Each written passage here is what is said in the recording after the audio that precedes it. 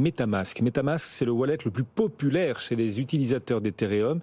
Or, MetaMask est désormais quotidiennement la cible d'attaques. On parle même de poisoning de wallet. Owen, qu'est-ce que le poisoning et comment s'en protéger ?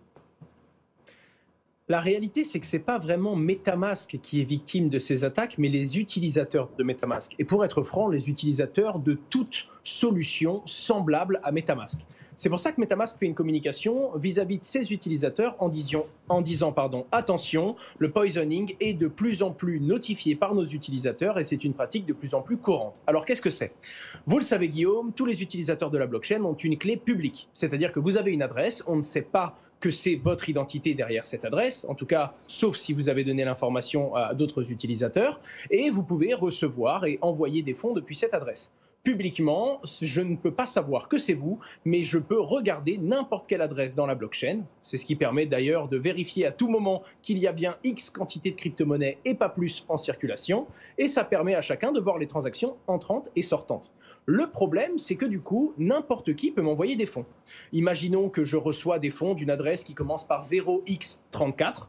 Quelqu'un d'autre pourrait avoir une autre adresse qui commence elle aussi par 0x34 et m'envoyer 1 centime, 5 centimes, 10 centimes. Eh bien, c'est ça le poisoning. Le poisoning, c'est quelqu'un qui regarde votre adresse, quelqu'un avec qui vous interagissez tous les jours, vous recevez 2 ou 3 Ethers de quelqu'un que vous connaissez, par exemple, et une personne va créer une adresse similaire, qui n'est pas identique, mais qui ressemble énormément à l'adresse de la personne avec qui vous échangez réellement de la liquidité.